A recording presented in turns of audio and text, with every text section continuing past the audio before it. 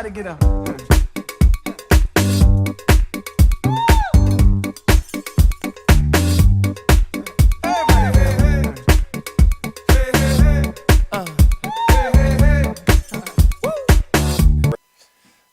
Welcome to Bodyshop TV. My name is Chella. And I am the Body Mechanic NYC. And Bodyshop TV is all about giving you information about wellness and relationships to aid in the longevity of both. Isn't that right, Body Mechanic? A little bit of all this and a whole lot of relationships. Happy New Year! Happy New Year, Body Mechanic. I haven't seen you in a long time. You have lipstick on your lips, by the way. Why you have to squeeze my lips like that, Chella? I'm just taking it off. Why you gotta squeeze it like that? I'm not squeezing my lips are gentle. I'll say. Anyway, how'd you spend your New Year's Eve, Body Mechanic? Like this. Like that? And then I was like that. Very nice. What'd you do, really? Did you get your TV fixed? Yes! Oh my God! Check it out. I have an 80-inch flat TV. Wait a minute. Hold a second. What? If I'm not mistaken, this is where you were on New Year's night. Where? Let me take a look here. Let me take a look. So listen, I have Interesting. this big-ass TV, right? I bet you do. And several months ago, these white dots started appearing, like 1, then 3, and then they would blink. And before I knew it, I had like half the TV full of these white lights, these dots. So as a New Year's present to myself. That's what Chella was on New Year's. It was not. Ew, stop. That wasn't nice. Why was that? Where did that picture come from? It says, I don't know. It says Thursday at 1:28 a.m. You posted it. I did not post it. He posted it. Oh, really? Does that concern you? Interesting, Chella. Interesting. Take a look. My, is that his hand or your hand? I almost had a stroke. What? Hold on a second. Oh my God, you are too funny. Where's that camera? My microphone. Where's my microphone? I've not been able to sleep since then. I bet. Is your microphone on? I don't want to talk about my mic. I want to talk about this photo. This is at 1:28 a.m. on New Year's Day. Interesting. I did not do that. All right, just He posted that. just checking. You know what? You've got some blank with you. I right? sure do. I'm heated. Look at the bags in my eyes. I was like this. Seething. I'm sorry. Okay. Okay, back to reality. Yeah, really. So I have this 80-inch TV screen at home, right? And these white dots begin to appear. Listen here, Celia. Don't mess with me. And so listen. Can I go to sleep now? Because I haven't had any sleep. Can I go to sleep now? All right, I feel better. Anyway, I got my TV fixed.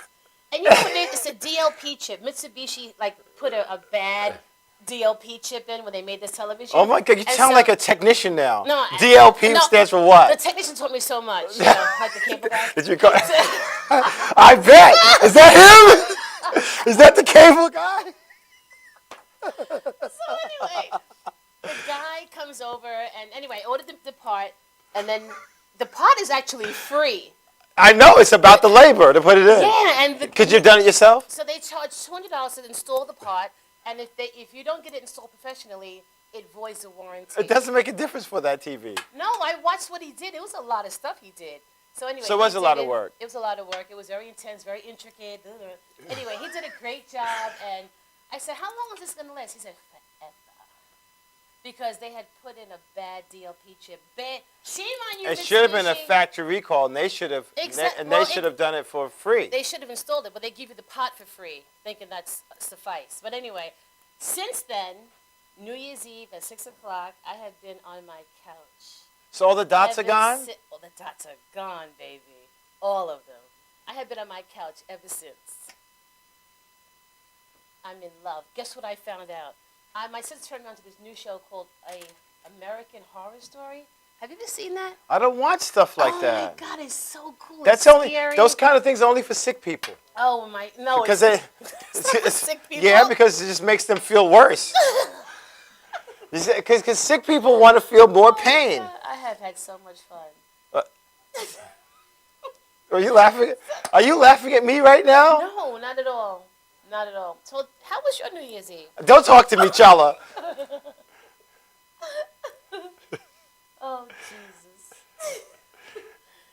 anyway, I want to give You a mean I shout out. lost all that sleep for no reason? You suck. You really do. I want to give a special The shout infamous out. body mechanic. Speaking of infamous, I want to give a special shout out to my one of my favorite aunts who lives in Vegas. She, I understand, watches our show avidly every week. Really? So I love you, Really? Aunt Merce and Uncle She Pat. likes watching Cousin It? She likes to watch Cousin It and Chella. Really? So, Folks, I have all kinds of names. I've been called many things through the centuries. But I can tell you this. At the end of the day, when the dust settles, they all will refer back to that little Chaco angel that stands on their shoulder and says, I don't want to say I told you so, but I told you so. Body mechanic. The quality of life that you live depends on how you plant your garden each and every day. What you put in your mouth directly affects your health. Right. Maybe not this week, but a couple weeks later it will. And over time you develop a rhythm. Growing old does not mean being in pain, being sleepless nights, having no sex. Growing old means you get wiser, you do the necessary things to make sure that the crop is beautiful You forever. think people should have sex? Huh? You think people should have sex? I think that Because your last statement about sex was that you are primitive. oh, thinking, we are going and in that- now. Yes, we are. I It's a feel new the year, browbeat. It's a new day. Well, That's see, right, baby. Well, see, the deal is that we are taking it and bulking all of these activities under one word. And what I mean by that Yes. is that we group sex, foreplay, and procreation and nurturing all under this one category of sex. So we have to look at it for what it is. And that's why I say that I'm a caveman, because at the beginning of our years, it's all about getting it in, having children, and moving forward from there. Engaged in activity, it doesn't necessarily have to be sex, but touch is a proponent from the beginning of life to the end of life. People can call it what they want. When you speak to most men and you talk about being touched, they think that touch is just a precursor for sex. But touch is something that is necessary throughout life. So, I mean, like, under the category of sex comes many different things, many different interpretations, just like when we talk about the mind itself. I agree with you, body mechanic, but I believe that sex is extremely important.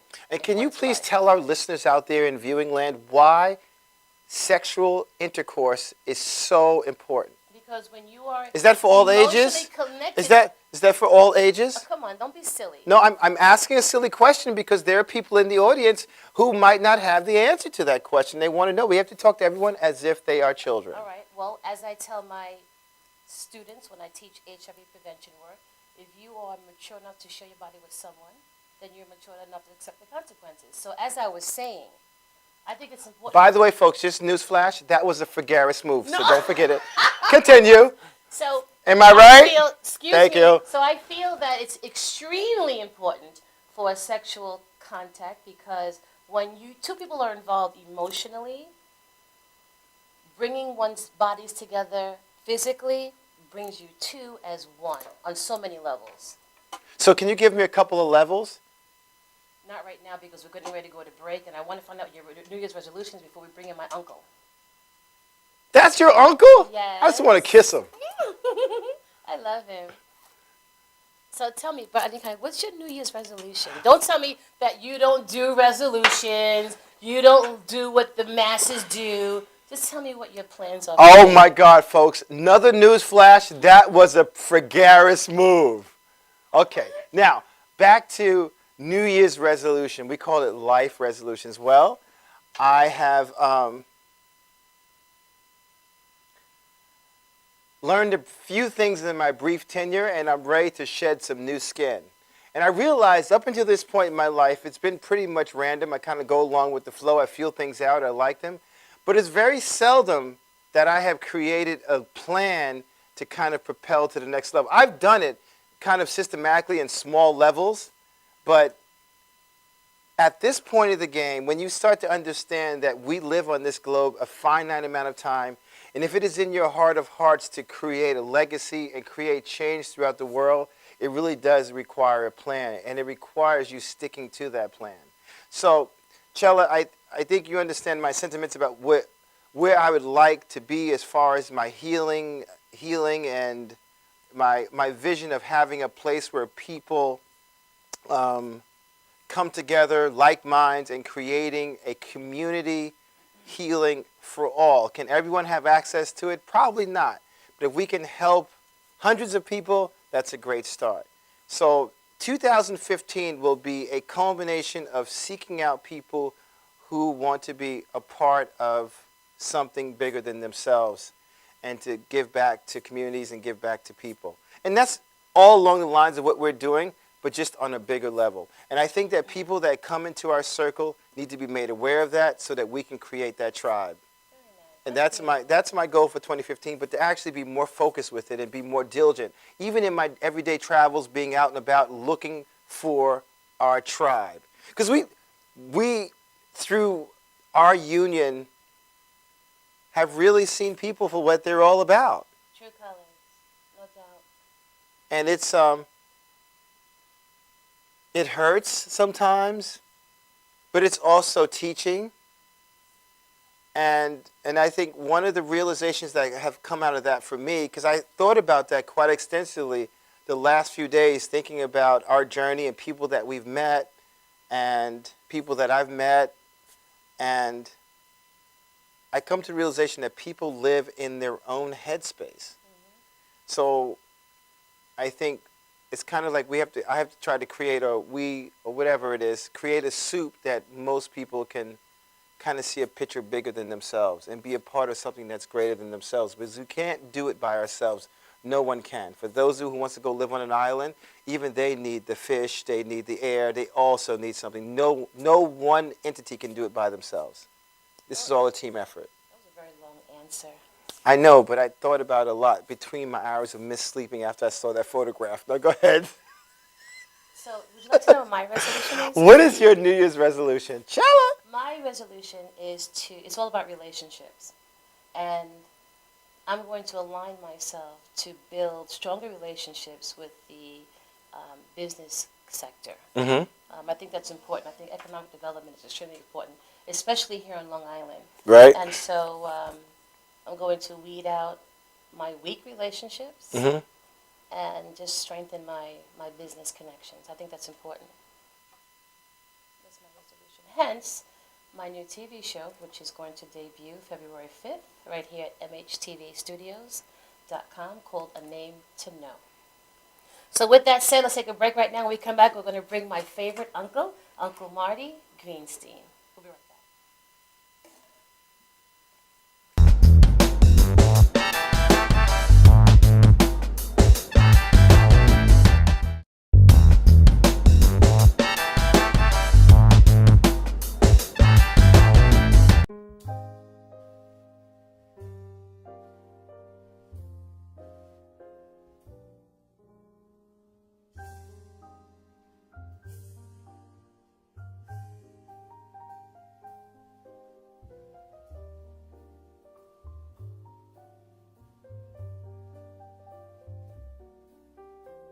Hi, my name is Dr. Tom Dow. We have a multidisciplinary practice in Melville and Ronkonkoma, New York, and we treat patients with many, many different conditions, from newborns through geriatric patients with numerous different techniques. There's a technique and a type of treatment for every class of patient. We have them all here.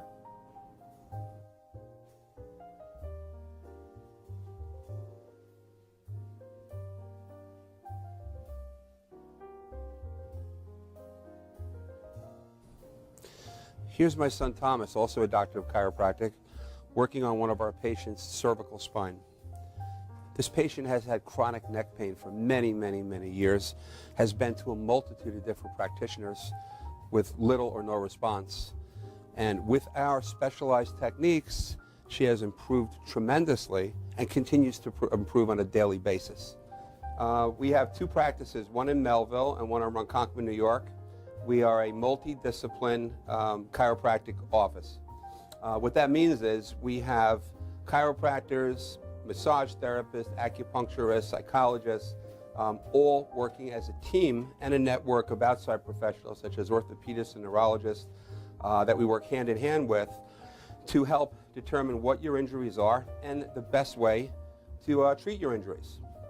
I have the great pleasure of having my son in practice with me. We work hand in hand, father and son, to give our patients the best care possible, and a staff which is loving, caring, and you'll never have to wait at all in our office for service.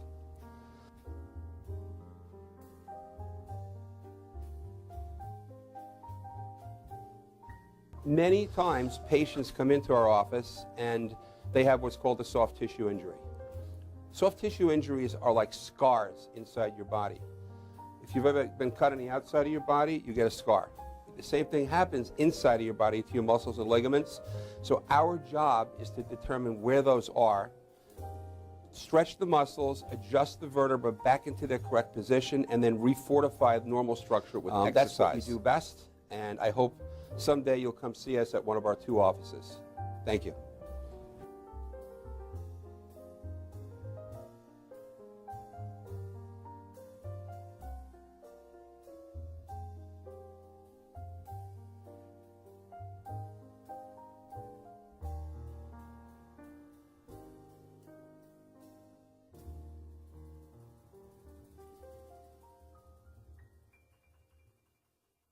We're going to do a live commercial. Hi, I'm Renee Marie. I'm the president of Language of Love Incorporated Foundation. I'm really happy to tell you that we're going to be doing a Language of Love telethon on March 29, 2015 from 2 p.m. to 8 p.m. Please look for the location on my website, ReneeMarieLanguageOfLove.org. And once again, it's ReneeMarieLanguageOfLove.org.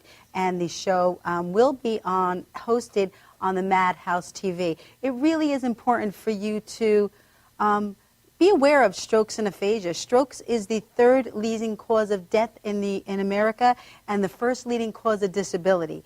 And it really is something that plays no favoritism. And it also really comes when you're not expecting. Nobody expects to have a stroke, and nobody expects to suffer from aphasia, and it really does make a huge impact in your life and change your life in 1 split second. So we look forward to having everyone join us once again on March 29, 2015 from 2 p.m. to 8 p.m. And you could follow us on ReneeMarieLanguageOfLove.org. Once again, it's ReneeMarieLanguageOfLove.org. And we look forward to seeing you. God bless.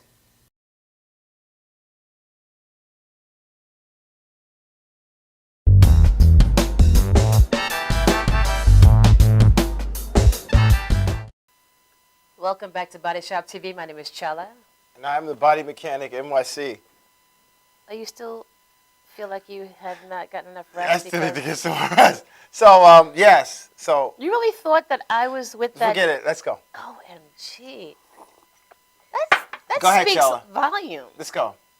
Yeah, let's go. What's next? Yeah, let's go. Let's go. Yeah, Now you try it. But you're the one that posted it. I did not post that picture. I cannot. I looked up. Facebook can be very dangerous. I looked up Elisa Figueres, and that's what I saw. No, he put it on my page. Yes. Like I did it? No, he did it. I did not do that. He shared it on your timeline. You don't have timeline screening where you actually have to okay it before they can post. Otherwise, anybody can post anything on your timeline. Oh, well, show me how to do that. Yeah, I will. Okay. Am I right or wrong? You know, people can just post all kinds of things on your timeline, and people think that's you posting it. I mean, there's nothing wrong with that. I'm not that savvy with Facebook. I just like to have fun with it. Don't even try. It's like Mr. Ed. Don't even try. Make me rub the armadillo here.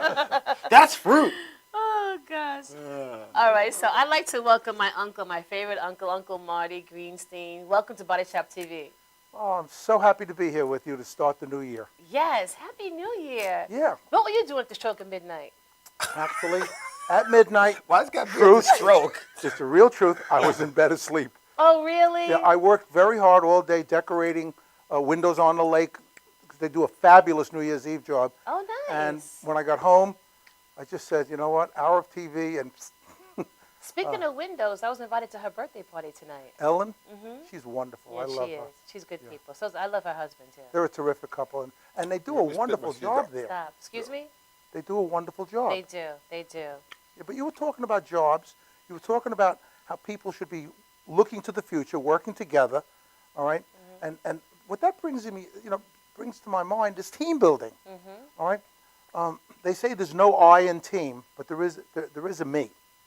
Right, there is. Everybody, when people work on their own, all right, they can all place fast. When they begin to work with others, whether it's a mental or physical or a combination thereof, team, it works better. I've been doing team building programs since the early 80s, all right? Wow. And when you think about profits, because that's what we want to talk about, you want to look at profits in the corporate sector. If my right hand is profit and my left hand is productivity, and I put them together, it shows you that there is no room between the two. Absolutely no room. Now, how does a company create a fuller regiment of productivity? How do they get their people to do more? Well, they have to do more. They have to encourage people to work together, create teams within the structure. These teams will perform as little monarchies, okay? And they have a team leader and people that have assignments. Right. It's over the years I've done many fundraisers, as you well know, all right? And when the bigger the team, all right, the harder it is to get the job done. And what I always suggest is let's have a trioca. I love the number 3 because life and success is like it's like a three-leg stool. Take one away, it's down.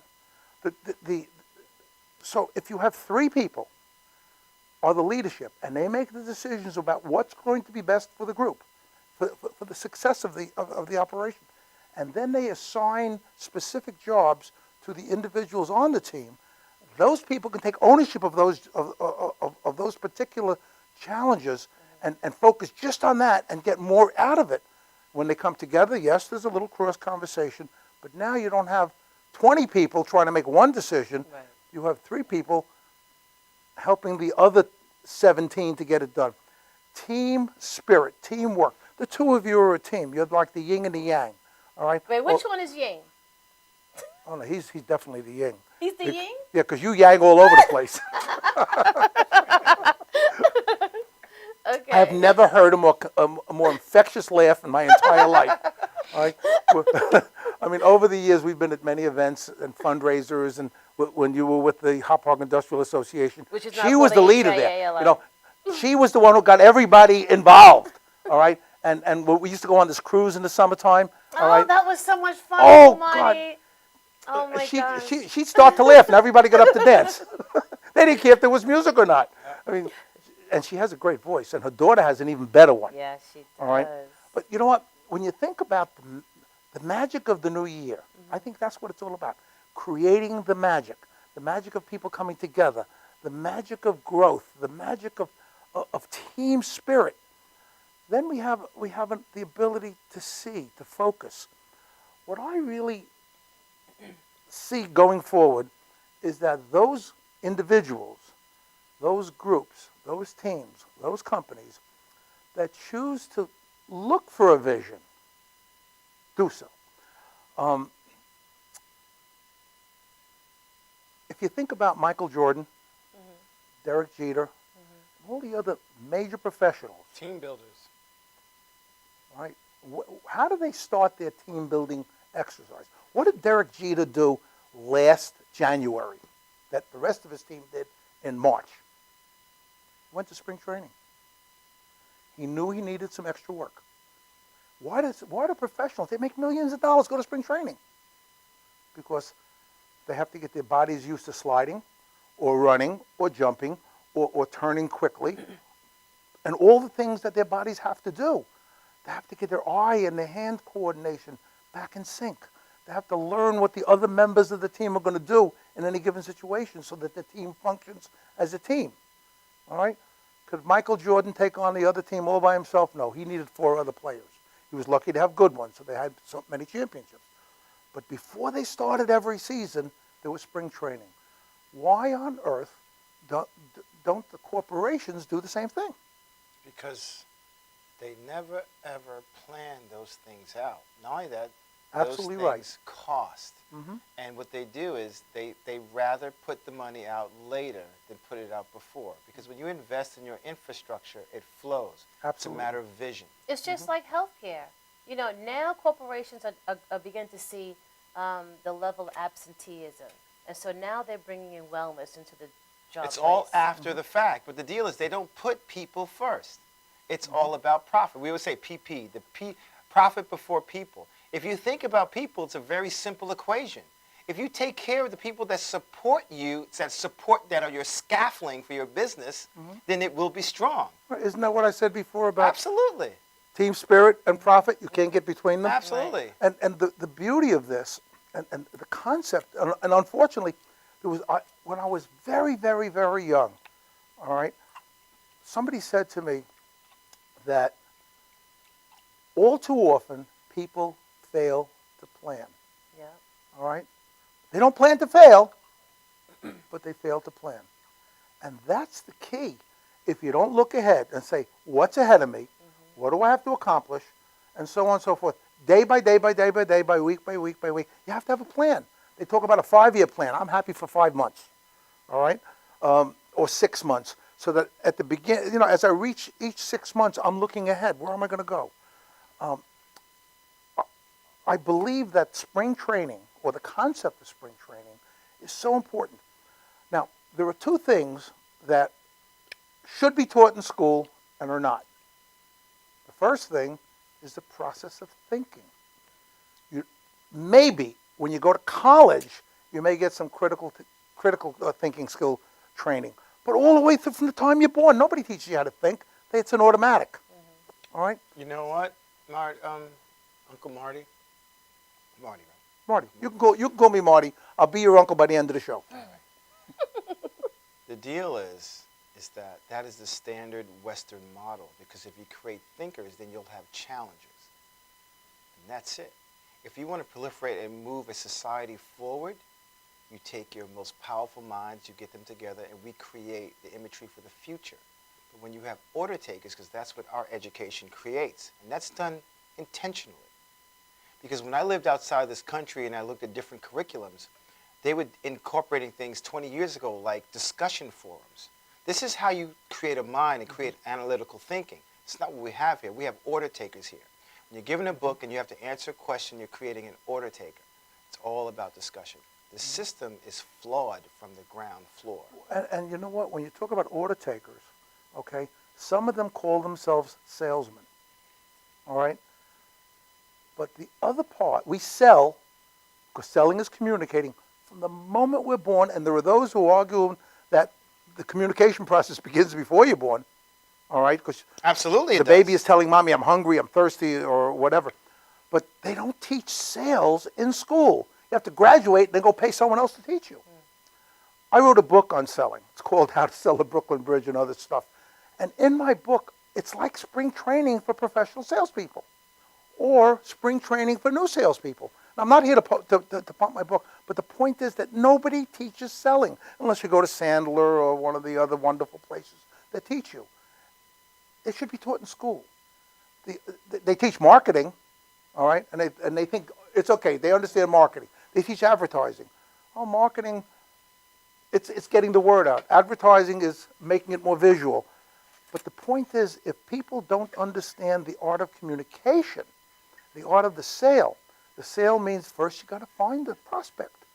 Networking, trade shows, all the beautiful things that are necessary to find a prospect.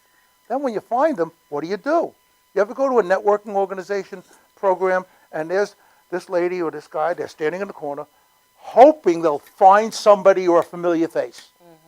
All right? And then there are groups of people who've already done that and they're yakking. I've watched The Princess. She goes in and looks for somebody standing by themselves. Yeah. I go in and look for some, and then I go over and I ask questions. I want to know who they are. Ultimately, they're going to want to know who I am. All right? So networking is a major opportunity that people don't take advantage of. They don't know how. They go in and look for a friend. That's not networking. You might as well go out to the bar and get a drink. All right? It's an opportunity to succeed. It's an opportunity to find a new potential partner in the process of success. Somebody that you can travel that yellow brick road with. The yellow brick road to the bank to put it in, not to take it out. But there are several forms of networking. Number one, and this one I hate, speed networking. You have 3 minutes for two people to either fall in love with each other's businesses or whatever, and if one is a little stronger of mind than the other, or a little better of a presenter, so that one person gets 22 seconds, the other one gets the best part of 3, and you still can't do it in 3 minutes, all right? Then they have the unofficial networking where you schmooze. You booze and schmooze and schmingle. If you're powerful enough inside to find somebody to talk to, then it works. Or you find a bunch of friends and you wasted a night. Should have been home watching TV or taking your wife to the movies or your husband, out to dinner or something, all right? Then there's the third possibility, which I call King Arthur concept, where we put a 60-inch round table with 10 chairs. One person is the leader. And each of those people, during the course of the next hour, has 5 minutes to either tell their story, introduce themselves to whoever else is at the table, and they learn about 9 new people. Like at the CEO roundtable we used to go to. Right, that's why they have it. That's the format for that. Well, it's the in other words, when you get a bunch of people together and someone's in charge. Now that leader, and Michael Hollander was the best at this, absolute best at this. He would go in a room and he would hear you said this. He'd find a synergy And put them together. He'd put them together. Hey, you know what? You're selling logs and you're selling chimneys. You guys should be talking. That's right. All right. You're selling cars. You're selling tires. You should be talking. All right. So when you have a leader, every team needs a leader. Now the synergy begins to take hold and things begin to grow. You know what? In this world, everybody wants to have what they call, let's call it money to burn. But that doesn't happen unless you stoke the fire. You have to have something to burn. You have to be able to say to somebody, I can make this happen. That somebody's you. Because if you don't believe in you, why should anybody else? That's right. And it comes across and it's conveyed in your voice and your actions and And the way you carry yourself. how you carry yourself. You know, a lot of there are a few that really possess that great ability. Some have it innate. But the key is it needs to start young. Because all the things that you're talking about is the foundation of all those things. All those things can be broken down into small segments. But it needs to start when that child is 4, 5, 6, 7. I disagree. 2.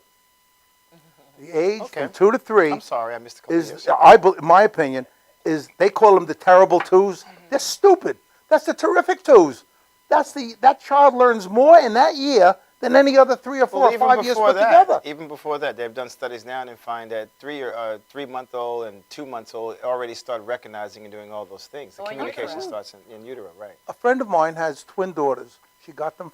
She imported them from Russia. All right. They got here when they were, I'm going to say they were about 3.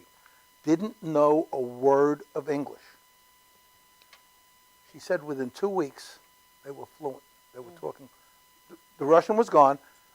They were talking English, just like they were doing it their whole life. When they're young, the mind is, it isn't. It's an open sponge. It's not clouded with all the garbage.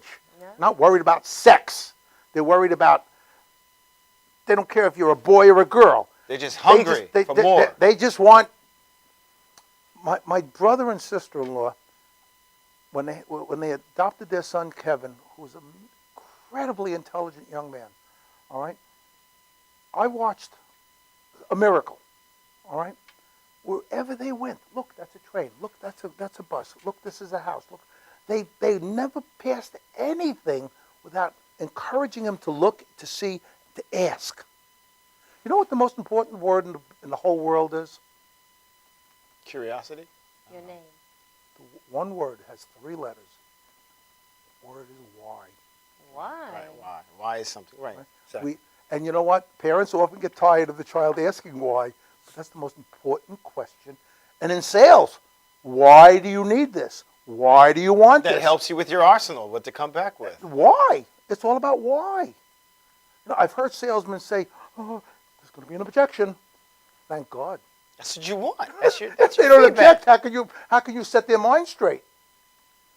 if a child doesn't ask why, and you don't answer, how do they learn? Right. Right? I've had the joy of visiting many, many classrooms over the year at Smithtown High School and some of the middle schools, Ronkonkoma and Islip, and the Boy Scouts send me all over as well.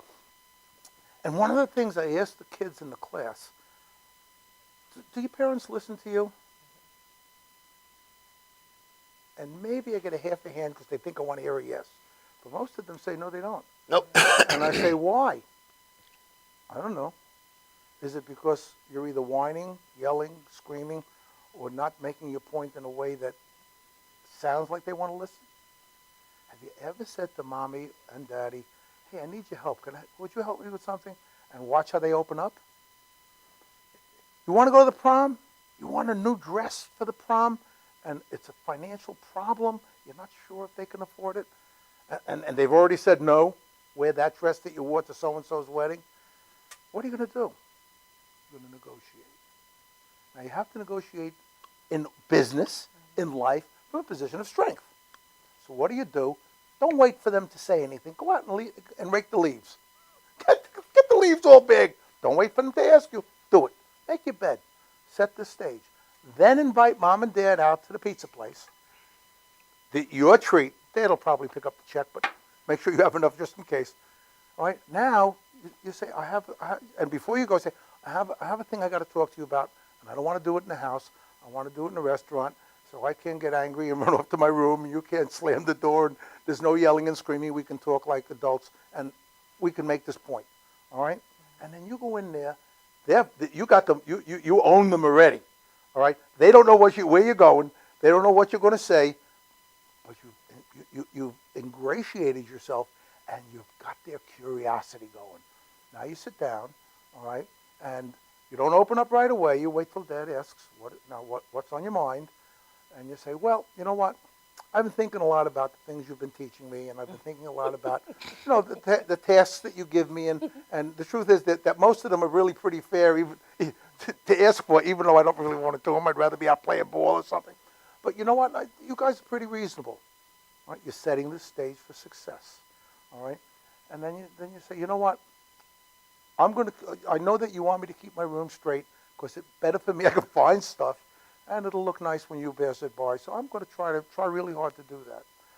And well, my prom is coming up, and I would really like to rent a tux or get a new dress or whatever. Depending on if it's a guy asking for a dress, then he's got to ask you. But seriously, it's a negotiating situation. I'm getting heavy here, and I'd rather keep it light because I love to play. But the truth is that we all do this. We don't do it on purpose. Some do. But we negotiate. Life is a negotiation. That's right. Life is sales. Life is reaching plateaus. Life is creating a sense of that's where I want to go. That's who I want to be. All right? Well, you have to reach outside yourself and create that form. Exactly. That's really what it is. But right. you have to know where you're reaching. Yeah. It has to be a goal. Yeah. And sometimes we can see the goal, and sometimes it just happens. All right? God puts us in the right place at the right time, and hopefully we'll see it and do the right thing. All right? You have to trust in the higher power. You have to trust in what you've learned over time. You have to trust that in a certain situation, you got to just sit there and listen.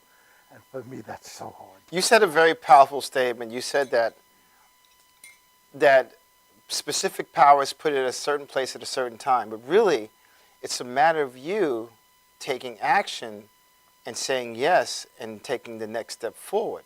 What a lot of people do is they don't respond. They don't react. We've all been faced with multiple opportunities. Every single day of our life we are, unless we are locked because we're up. asleep. Right. So, but that becomes the habit. The habit becomes, because even not making a choice is a choice. Then that becomes a habit. Well, but that's an action. Right. And you know what? You're so on target. Most of what we do is habitual. All right. We get in the habit of eating 3 or 4 or 5 times a day. We get in the habit of going to sleep at a certain time and getting up at a certain time. you know what? You always put your pants on the same way. I use the left leg first. I was thinking about that the other day. I wonder what it would be like to put the right leg on first. So I did that. Fortunately, I was standing next to the bed, and I fell because my body was used to going the other way. We all fall into these patterns. And part of the problem in business, all right, is that we are so busy doing what we're doing, we're so busy locked into where we are, that sometimes we can't pause to listen to the bells. That's right. Well, we're not present. And that's what I was going to say to you about the issue with you putting your leg, using your other leg to get into the pants.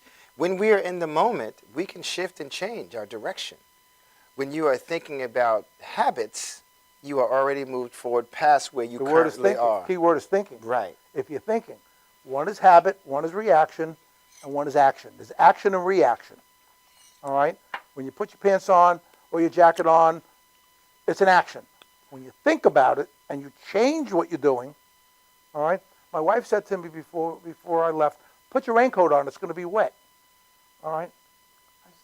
I'm going around, it's 10 steps into the car, and when I get there, it's 10 steps into the building. The coat is a pain in the neck to wear while I'm driving. I'm already feeling Boxed up. constricted, right? I wear as little as I can, all right? I'm the same way. You know what? You're free to move. Freedom. Freedom is something that we all need. Uncle Mike, we're going to take a break right now. When we come back, we want to do a body shop assessment with you, with your permission. If you want to do it, I'm with it. Okay. How can I say no to you? All right, cool beans. We'll be right back.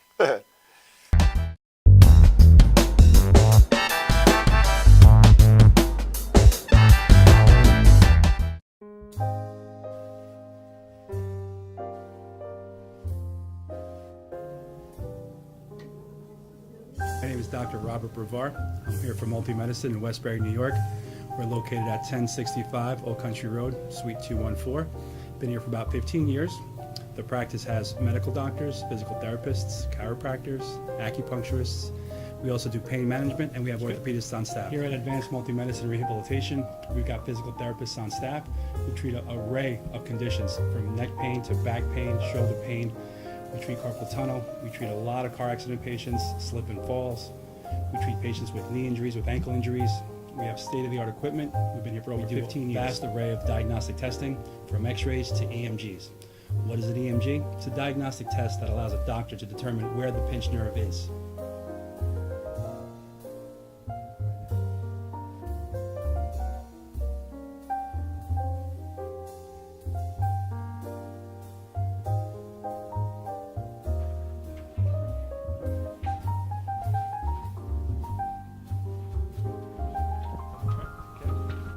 Cora is a physical therapist at Advanced Multi-Medicine and Rehabilitation. She's working on Stephanie, who was involved recently in an automobile accident. Stephanie has tight thoracic and cervical musculature, and Cora is doing some myofascial release work and some therapeutic stretching, doing it to help her with her pain. Vicky is also a patient here at Advanced Multi-Medicine and Rehabilitation. Vicky is now working her leg muscles, specifically her quadricep muscles, trying to strengthen them after an injury she sustained.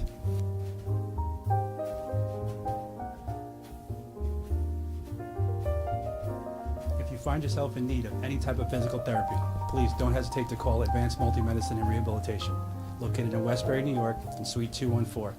Phone number is 516-334-7000, or find us on our website at advancedmultimedicine.com.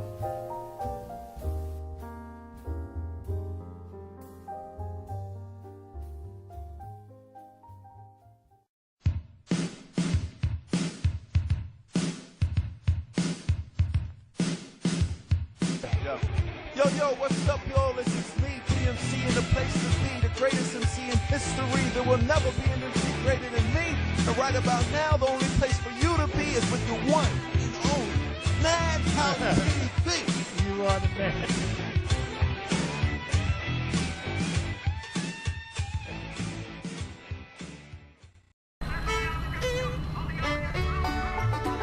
Guys, ready for the show? Yeah. Enjoy it.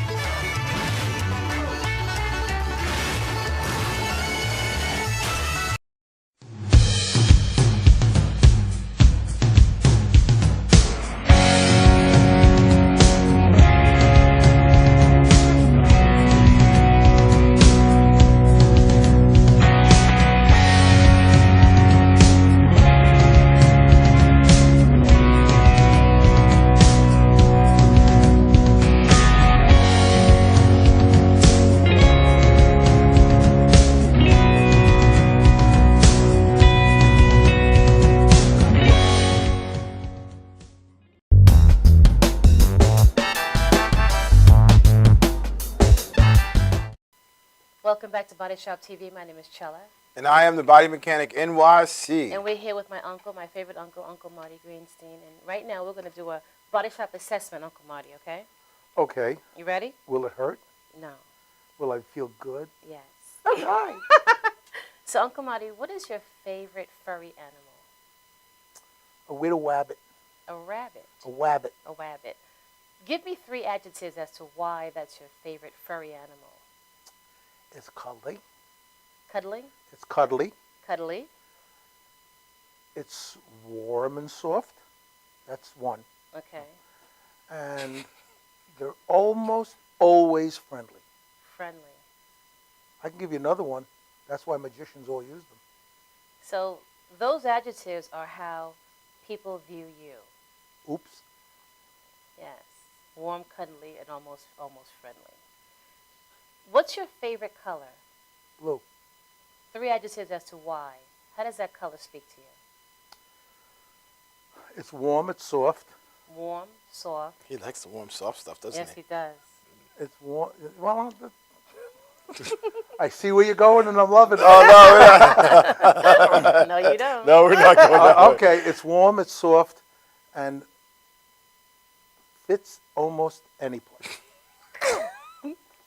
Okay. I think I'm in big trouble. No. So that is how you view yourself.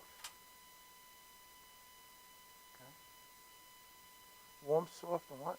Adaptable. Almost fits in any place. All right, Body Mechanic, you're on. Okay. No more questions? And yes, I always like to end on a bright note. So I want you to close your eyes for a second. And I want you to imagine when you open your eyes, but your eyes are still going to be closed because I want you to feel this emotion. When you open your eyes, all of a sudden you are in a room that's completely white and there's no windows or no doors. I want you to process that feeling for a second and give me 3 adjectives as to how you feel about that. Pure, simple, ready to go. He's such a musician. Okay, open. That's how you view death. You know what? I'm ready. Really? You know Oh, yeah. You know what's interesting? People that are happier live in a whole different place Yeah. than people that are frustrated with their lives. Yep. When people are frustrated with their lives, the way they answer that question is they answer it with fear responses. Dark colors. Dark Because they're words. not ready. Because they're not settled. They haven't experienced the gusto of life. They're not having fun. So that's like the rhythm. Do you notice that? There's another part to that. Everybody needs to feel that they matter, that they've made a difference, Right. that the world is, this is not going to come out right, but I'll say it anyway. The world is a better place because they were there, Yeah, I agree with you. all right? And you know what? Please, you know I'm a crazy, but I'm also kind of humble. And I'm not a guy that goes around bragging about myself, but you know, you're in this mode. If I were to die yesterday, and I say yesterday because thank God I'm here and Right. alive with you today. All right, I've accomplished so much. The world, the event world, is very different because of the things that Diana and I did over the last 40 years with nearly 20,000 events. We listened to the goals and the needs and the aspirations of our clients, and that's why 99 to 44, 100% purity of all the events we've done. I mean, we set up systems so that they wouldn't fail, Right. and had people on our team that was invested in their success as we were. But so when I look at 20 years of speaking at the special events and other conventions, teaching people the art of doing business, how to make events better, how to do event marketing, create events to market products and services, and weddings and bar mitzvahs and communions, and I made them better because I was there. All right? When I look at that, and I look at what I've been able to accomplish, and I've missed a lot of opportunities to accomplish over my lifetime. Things that I could, you know, if I could take them back, I would change them. You know, we all have that. But if I died yesterday, I feel that my world is a better place because I was there. And that happened because I had a wonderful partner, my wife, Diana. She let me, she always said, I fly like a kite, but no kite flies without a tail. She always said, she was the tail. I would have this dream. I would create something, and she would make sure it got there while I was out doing something else. We talked about Tanessa earlier, all right, and she, my wife, the last 2 years or so, last year, this year, and maybe the year before, got sick the last minute and didn't go to Tanessa.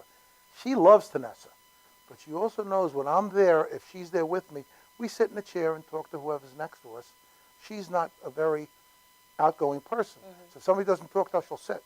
But if I go without her, she knows I'll walk around doing magic and entertaining and creating some energy within the party, and she thinks that I will have a better time. She has no problem staying home while that happens.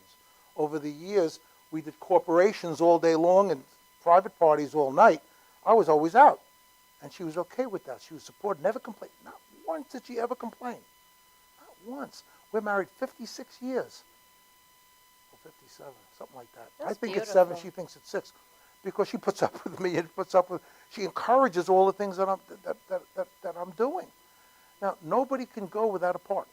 If you don't have a partner in the process, see, the creative process is just that, it's a process. It doesn't just happen. But suppose you have a partner that doesn't really participate. Suppose you have a partner that will just, follow your lead and not really contribute to your light bulb ideas. Then you have to adjust so that there is somebody who does the part that your partner doesn't. Okay? It's a team effort. Sometimes a team could be 2 people. But if your partner supports you and lets you go and do what you want to do, but doesn't support you in the other way, then there has to be the trioca, a third partner, or a third person in the mix. All right? No stool can stand by itself. It needs at least 3 legs. 4 works nice, but it still needs 3. If you look around the studio, there are all these things holding the cameras. They all have 3 legs. They have wheels on the bottom so you can move them around. But the truth of the matter is, it's very important that you create a balance. All right? Now, God gave us 2 legs. Happily, most people are able to keep them for most of their lives. All right? And most people can continue to walk, but when they can't, they add a 3rd leg. It's called a cane. All right? To keep them stable. All right? That's true. I don't know where the hell that came from, but it did. So, Buddy McKenna, give him your last question. Oh, so the last one is think of your favorite body of water. It could be anything. It could be a bathtub, an ocean, it could be a cloud, it could be a lagoon, whatever. Think about your favorite body of water. Okay. What would that be? A lake. All right. So give me 3 adjectives about why you like that body of water. The water flows softly. 3 adjectives, 1 word. Softly. Softly. Okay. Deep. Mm-hmm. You're so stupid, Cello. Why are you looking at me? Wet. I was going to say warm, but wet came first. Wet, warm, deep, soft. It's soft. Yeah, that's how you view sex. All right. Yeah, that worked. I think that sex is one of the most beautiful things that was ever invented because it gives you an opportunity to express your feelings to the person you're with. All right? And sometimes sex is love and sometimes sex is just sex. All right? But if the 2 partners are caring about each other and more invested in giving than taking, in being than in giving than receiving, in being a part of something rather than, well, it's an instrument. All right? Then it can be one of God's greatest gifts. That's beautifully put, Uncle Marty. I got a good partner, she taught me. So what does love mean to you? Love, very interesting word. Love is a feeling. It's sensual. It's sensuary. The word's not coming out, but it Sensory? gives you the ability to be in touch. Sensuary. It won't come out. When I go out the door, it'll come out. Love is a warmth. Love is a connection. Love is an opportunity for giving and receiving. Love is a warmth. It has so many different areas. If you don't love yourself, you can't love anybody else. That's right. Is it in different degrees? Are there degrees of Oh, love? sure. Oh, sure. Like 80 degrees, 90 degrees, 120, boiling. You know, in some cases it's boiling and it's hot, and you have to do something about that. And sometimes it's cold, you put up with it. I mean, who hasn't put up with me? All right? And seriously, I'm opinionated, and you've sat in meetings with me over the years, and there are times when I'll come up with what I think is a great idea. If I didn't think it was a great idea, I'd shut my mouth. All right? But the experience that I've had, I'm 77, I have had a lot of experience. All right? And when experience tells me that, you know what, putting those bananas and those fruits in front of you adds a little warmth to what's going on along with the candle, all right, I like that. All right? If I didn't, all right, I wouldn't say anything now, but I might say something to you. Take that off the table for your next show. All right? Now, you've seen me in meetings at the HIA. I come up with a fabulous idea, and if sometimes it's accepted, sometimes it's rejected. But my ability to express, when it's rejected, it's cold. When it's accepted, it's warm. All right? I guess that's life, you know. There have been opportunities that have presented over the year. My wife and I have a deal. One says no, it's no. All right. We've had our company for 40-something years, and I had a catering partner, who was Egon of Fisher's Catering in Huntington. He retired. He had the nerve to retire.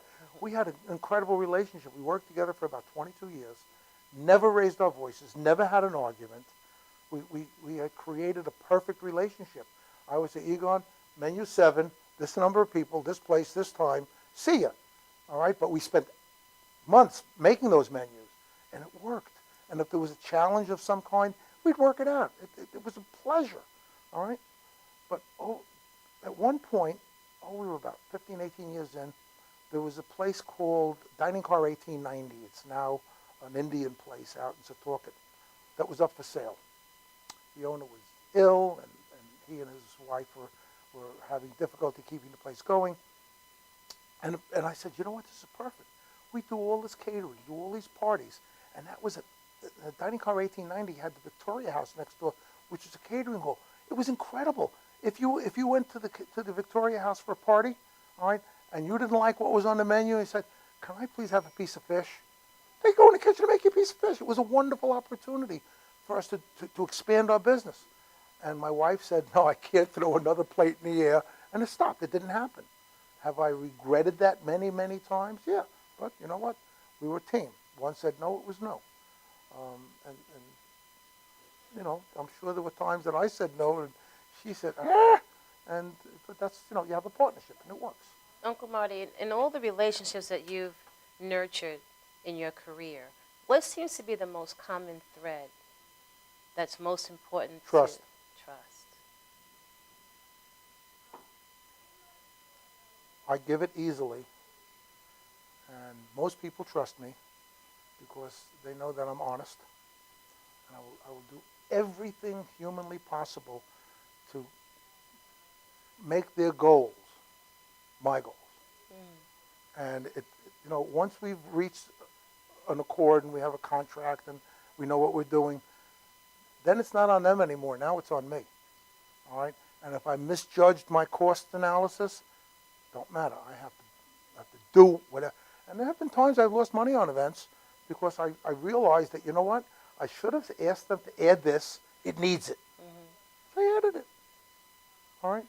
One of the biggest, I had a big challenge As you know, I'm a professional magician, and about 2 years ago, there was a conclave of wedding planners on the internet, and I went to war with them, because with them it's about the dress, it's about the flowers, it's about the food. Well, you know what? Every party has food, entertainment, and decor. All right, the DJ's almost always too loud, and the band is louder than them. And since people are getting married older now, the people in the audience are older, they dance less, they're more sensitive to the hearing, and the music just doesn't respond. And they sit there, hopefully have a table full of people they like and can converse with. Doesn't always happen. Just like not every boardroom has a bunch of people you can work with. And what I suggested is that, you know what? Why don't we have somebody doing close-up illusions, going table to table? It won't take from the bride. It will just add to the experience. Right. People are going to go home and say, that was a good wedding. That's something, because every bride, she comes in with her groom, they dance together, all right? I don't care what they're wearing, all right? After that, everybody dances. Then they sit down for soup and salad. Then they get up and dance some more. Then there's dinner. Ooh. All right, it's get them up, sitting down, get them up, sitting down, get them up, a whole night. They spend an hour getting up and sitting down. All right, I like a Gatsby event, where it's the best hour is the cocktail hour. We'll do a 3.5-hour cocktail hour, and then do Death by Chocolate. You know, that works. And everybody I tell it to loves it. The caterers hate it. It's too much work. Who cares? It's not about what your work is. It's about making this a great event. And everyone that's ever listened and done it my way, I said, why doesn't everybody do this? But when you put all of these things together, it's all about where am I going, what am I doing, why am I doing it?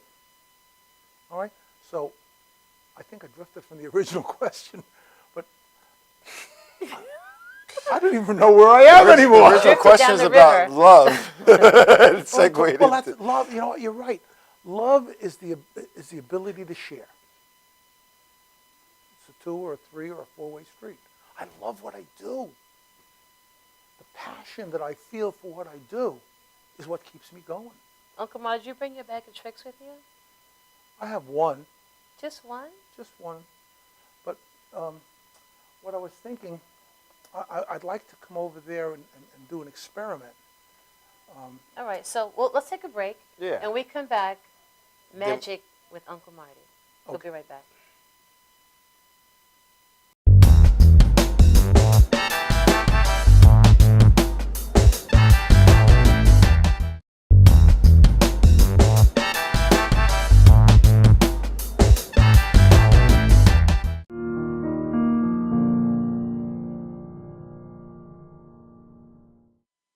$1.3 million women are victims of physical assault by an intimate partner each year. According to the National Coalition Against Domestic Violence, the majority of cases aren't reported to the police. Most people who are in an abusive relationship don't even know they're in one. The truth is, all abusive relationships boil down to one thing: control. How do you like it? My new dress. Are you out of your mind? You look like a prostitute. We're not going out with you dressed up like that in public. But what am I supposed to wear? Wear something decent. You can't wear that out in public. We're going to be late. Get back in there and pick a different outfit. I'm going to go run some errands. I'll be back in 30 minutes. Please be ready, okay? Fine, I'll change. Fine.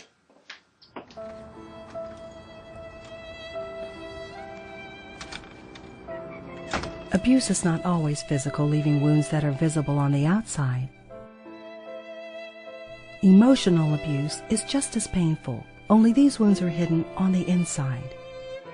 Are you out of your mind? You're crazy. You look like a prostitute. Know that abuse is abuse, no matter what the form. Look at me. Oh my God, what's wrong with me? Physical abuse scars the body, I just wanted to love me. but mental abuse scars the mind. What you just saw was an example of a relationship that is emotionally abusive.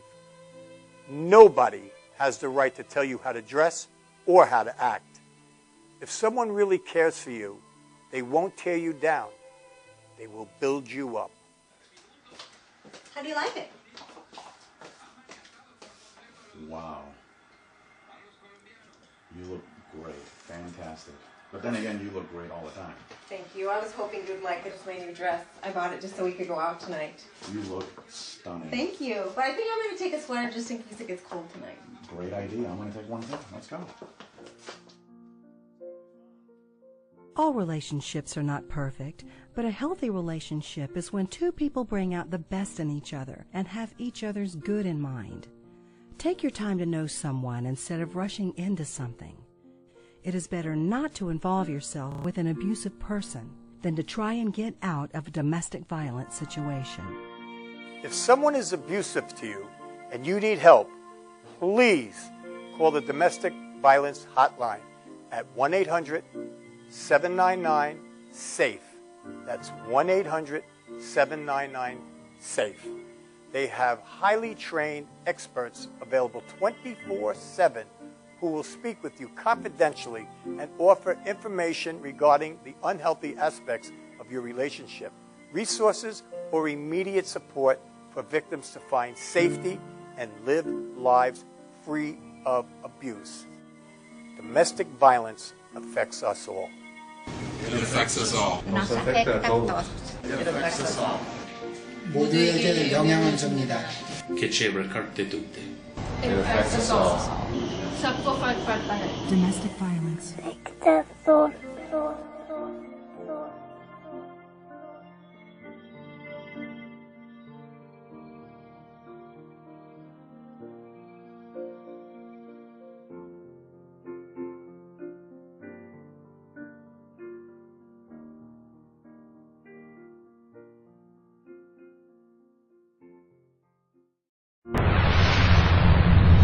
Hi, I'm Tom Mealy from Madhouse TV, and when I'm not at the studio, I'm here at the Harrison Law Group. This is my real job.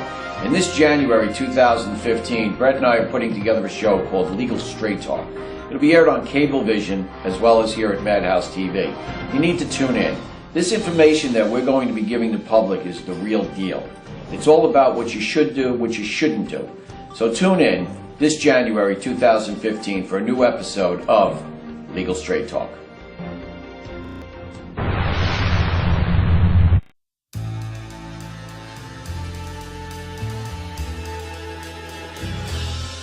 Being a fireman is more than just putting out blazes and giving kittens CPR.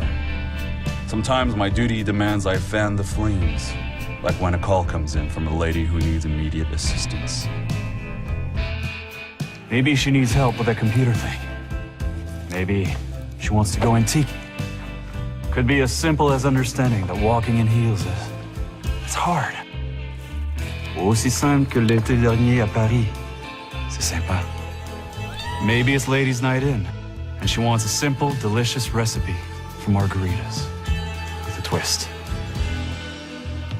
First, a can of limeade. Now hold on to this, you'll be using it. Side note, kittens make everything better. Next, add water. Now, a bottle of light beer. No, shh. Trust me, I'm a professional. And last, and most important, Sauza Blue Tequila.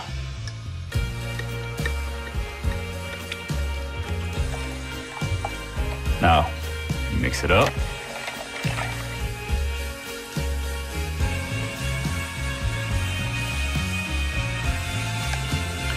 Ole.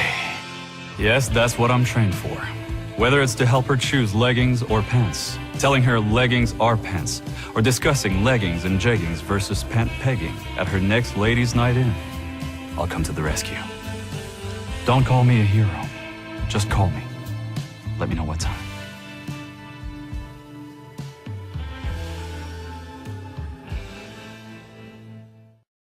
Old Spice body spray will make you feel so powerful to blow your mind right in front of your face. Goodbye. Oh no!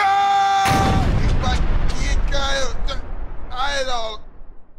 Power!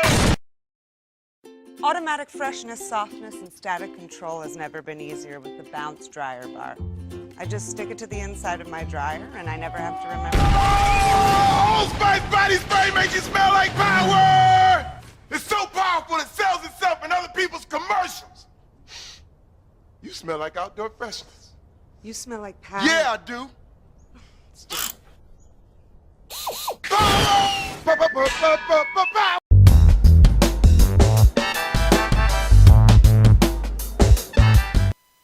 Welcome back to Bodyshop TV. My name is Chella. And I am the body mechanic. I feel a trick is coming up. I know. We're getting ready to be magicized by Uncle Marty. Actually, you know what? The world of magic has changed. All right, just the world changes. I believe that mentalism is more a part of magic than what anybody ever believed. Mentalism. Mentalism. The mind. Yeah, well, they tell me I'm a mental case, but I don't know. Before I came in the studio, I turned over one of the cards, didn't even look at it, turned over one of the cards in this deck. All right? Now, the way this will work, if it works, I don't know that it's going to work. Right. You know, it's always possible that it won't. I want you to think of a wheel spinning, a Ferris wheel. Okay. And there are 3 sets of hearts, diamonds, and clubs, and spades. Hearts, diamonds, clubs, spades. 3 sets? There's 3, and it's spinning. Okay. It's spinning. When I reach out and touch your forehead, like this, you're going to say the one that comes to mind. Heart. Okay. Now you're going to see the numbers 1 through 10. They're repeated 3 times. Are they spinning in your mind? They're spinning. Your mind is always spinning. Taking too long. Spin it some more. The minute I touch you, you've got to give me the number that comes out. I knew that was going to happen. They're going to think we set this up and it's honest. Okay, good. Okay. 7. Okay. So 7 hearts? 7 of hearts. That's going to be the card? I don't know. No way, Uncle Marty. Well, look, I'm the joker, right? But the 7 of hearts should be upside down in the deck. No way. I don't know that this can work or not, but let's look. We'll look through the deck, all right? All right? And there's 1 card in the whole deck upside down. How did you do that? No, you're cheating. Do that again. Do that again. Do it again. Well, I'll tell you what. Do it again. I didn't do it right the first time? Do it again. Okay, I'll turn over another card. Okay. I turned over another card. Okay. This time you're going to do hearts, diamonds, clubs, or spades. Okay. Diamond. Now I'm thinking of a number. From 1 to 10. No, let it spin until I touch. 5. Okay. 5 of Diamonds. No way, Uncle And it should Marty. be upside down like that. It should be. You got to show that card. Show it, show it. How did you do that? No way. How did you do that, Uncle You Marty? did it. Do it again. No, the truth No, I'm getting spooked out now. Yeah, right? No, what this is showing is that the 2 of you are very in sync. The problem I'm having now is I think you're on drugs. Wait a minute. Do you do drugs? Sometimes. Oh, okay. Only brownies. You know what? You wanted another piece of magic, so this is going to be a splendid trick. Okay. Shake it down. All right. Now, what I want you to do... I'm glad you asked her to touch that because I break out in highs. I want you to open it up across the top and pour it in my hand. Are you going to make a mess? No, you are. Put your other hand underneath. And Pour it in.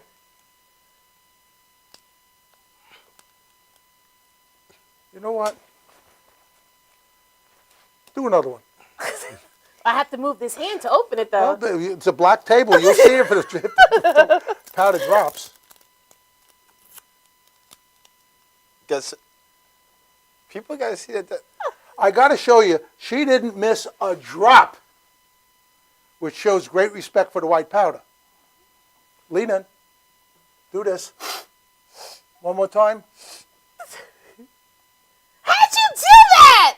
How did you do that? Wait a minute. I didn't do it. You did it. No way. How did you do that? Oh, I think we need to go to commercial break. I'm having a nervous breakdown. Wait. How did in there. What? It's in there. No, it's not. Are you getting a sweetheart? Come here. Put your hand out. Oh, shit! How did you do that? I don't know. I'm going back to my other chair. Did you see that? I did. Yeah, and we got it on film. Wait till I show that to your daughter. Uncle Marty, you're a genius. Well, remember I was telling you that I got in an argument with all of the wedding planners trying to get them to understand that having somebody do this kind of magic, the close-up illusions at tableside, is incredible. It is. That is awesome. I mean, think about the tickle in your belly. You're not even at a wedding. You're dressed to go. I love that. I love that top. Thank you. That's a Tanessa special. Well, you know. Wait, with the blingage? The blingage or the shirt? This is Tanessa. That's Tanessa. Yeah. Well, Tanessa does incredible embroidery. She does. She's awesome. Yeah, she is. I miss her. You know what? She's She one calls of the in most, a collaboration. she's one of the most brilliant women I have ever met. Yeah, she is. And you know what? Between her costumes, her thinking, her Joe, cooking, you stop. I just absolutely love her mind. And she's Uncle an incredible chef. Oh my God, we had her Moroccan food one night. This is back in the day. Yes. So Uncle Marty, tell me, can you tell us your secret? How'd you do that sugar test, that sugar thing? You really want me to tell you? Yeah. Magic. Very well. That was really impressive. No, what about the card? Oh, yeah, the card didn't impress you. No, that one did too. That came out of your mind. How did you do that? Tell us. Very well. It's magic. Actually, I can't tell you, because if I tell you, I got to kill you. Oh, You know? I agree. He's not going And to tell us. besides, if I really told you how to do it, the magic would be out of it. Yeah, That's that's true. Right? You know, one of the things that I've discovered is that we all have things that we don't understand. To me, electronics, the computer. I am cyber cursed. I'm the guy. I have two screens on my the two screens. You know, two monitors, and so I keep my email on one side and work on the other side, and I move things back and forth so I can check things. And every once in a while, it's happened to me 3 times already.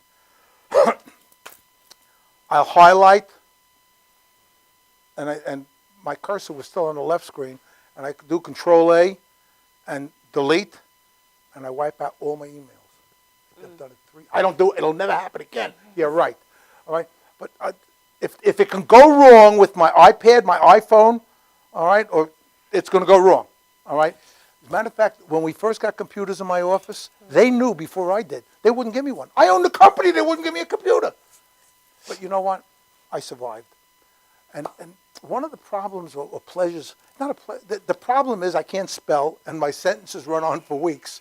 That's why when I wrote my book, I hired a professional editor. He was incredible. Because he's good at that and you're good at creating. And that's all that matters. Everyone that's read my book has told me that this is what they need to hear. Because it's called How to Sell the Brooklyn Bridge and other stuff. But my doctor gave me the title. I was going to call it The Magic of Selling. But he gave me the title because I said, Brooklyn people sell the Brooklyn Bridge. They're not honest people. I bought it once, I know. But everybody that's read my book has told me that they've gotten so much out of it as new salespeople and old salespeople, professionals who've been around for a while, that it reminded them of things they have forgotten. They're so like I said before, you're so busy doing what you're doing. Right. You forget that's spring training. You forget the things that got you there. If you stop prospecting, right? Another thing, businesses, you're right. They're just not always in the moment. They're in the moment, not in the head. All right? You're going to prospect. They will spend incredible amounts of money to prospect for new business. But have all those old customers that they could be going to get new business at a fraction of the cost. Who are connected and already with rekindle other them people. And get recommendations from them. That's almost free. That's your pipeline. Right? But people forget. They get so caught up in marketing and advertising for new business. They forget the old business. They forget the people who got them there. Well, it also depends on what kind of relationship you have with those people. A lot of them Depends on if you can't did go- your job. Depends on, right. Did you give them what they promised? That's the long and the short of it. Right. All right? Pricing is not always the most important thing. It opens the door, but it doesn't keep it open. What keeps it open in business is delivering what you promised on time. value. The value is there, right? Hopefully the value is established during the sale, but it's cemented when it gets there. All right? It's all in business. You have to deliver what you promise on time, at the right place, and in the way it's expected. All right? How can you know? And you're very familiar with with the event business. All right? Most people don't last more than 2 or 3 years, and they're the ones that screw it up. All right? Somebody does a wedding for their daughter, says, "Oh, you did such a wonderful job. You should be in the business." And after she screws up 3 or 4 or 5 other people's weddings, because the heart, the passion isn't there. Now it's just a job. All right? So, but that's 3 or 4 or 5 weddings could have kept someone who was good in business for a little longer. Look at David Torah. He's been around forever. And he's a dear friend. I love David. David and I have been friends for many, many years. You both used to teach at Special Event Convention. And that's why I got to know him, and I love him. He's just the most creative and wonderful and warm man. He's just great, all right? And other people like John Daly and others that I met at the convention that we have lifelong friendships, all right? These people are passionate about what they deliver. If David tells you it's going to sing, it's going to sing. If David tells you that the colors are going to blend, they're going to blend. With me, that's a little bit of a problem. I need someone else on my team because I'm colorblind. Well, color dumb. I see the colors, but I don't always, I don't know if I'm seeing, I know I'm wearing gray pants, so I came out of the gray pants section. All right? What color's my bling bling top? That's silver. No. Teal green. See? Told you. But that looks silver to you? What? Looks silver? It looks silver, yeah. All Is right. that nutrient deficiency body mechanic? 77 years I've been this way. It's not going to change. But the truth is that what I do, you know I've done fabulous balloon work. All right? Now, sometimes the black and the blue balloons, navy blue, they're the same. So I put the black here, the white in the middle, and the blue one, or whatever. I separate them, and I work. Now, once I know what bag I'm pulling out of, but if they're laying on a table together, might see the difference. Oh, if you'll see it immediately. Me, I got to blow it up to see it. So, but we adjust. We adjust to the things that are challenging. Right. All right? I mean, I've done arches that were 300 feet across, 40 feet in the air. We did that at Brookhaven National Laboratories when they opened a new lab many years ago. I love creating stuff. All right? I've never met an event that balloons couldn't make more festive. Yet, if you speak to a bride, balloons at my wedding, got a call a good number of years ago from a fellow. And he had just lost his job, and he was a very good customer. When I tell you he spent a ton of money with us over the years, and all of a sudden, without any warning, he's out of a job. All right, somebody took over the company, he's out. My daughter's getting married in 8 weeks, and I don't have the money to pay for anything. You know, I wiped. So I said, don't you worry. And we went in, I got him a DJ, for next to nothing, a good one. I decorated for free, and I did magic for free. Now, I'm just putting the final touches, and everything was white with a touch of silver in it, you know. It's beautiful. I don't just throw balloons on strings, sculpt everything. And I'm hearing the bride walking down the hallway with her father and her mother, screaming at him, cursing at him. Balloons at my wedding? What are you, crazy? How can you do this to me? I mean, I said, oh my God, I'm going to get killed, all right? And every table had a beautiful sculpture of balloons flying, and we had a dance floor treatment that had 4 beautiful columns, which were topped with clear with star balloons, and a string of pearls that connected to the bride's table, to the tables of the bridal party. She walks in the room, and all of a sudden the tears started to flow. Her makeup got ruined, and she wasn't crying with tears of pain. She was crying because it was so beautiful. Nice. It wasn't just a bunch of balloons on a string, you know. It was just absolutely gorgeous. She had to go do her makeup all over, and I was bought and paid for. I was bought and paid for. You know what works. Right. You've had a number of different careers. You know what works. Not everybody you work with understands the way you understand. Right. You have a vision. You're a person with vision. You're a person who sees the future with a clarity that is not common. All right? And because of that, you find challenges along the way because it's hard to get people on board. I've watched you have this most incredible ideas, and other people say, huh? I watched your pain, and I've experienced it myself, for you, and not everybody sees what I see. All right? So people like us that have passion, and the passion for the truth, and the passion for seeing the possibilities that are out there. All right? It's a uniqueness that sometimes hurts. All right? But it makes us stronger. Oh, yeah. And better. Well, no, I don't think it changed me. It doesn't change me. I'm who I am. I am who I am, and I know what I know, and I do what I know is right. I will not do it just for the money.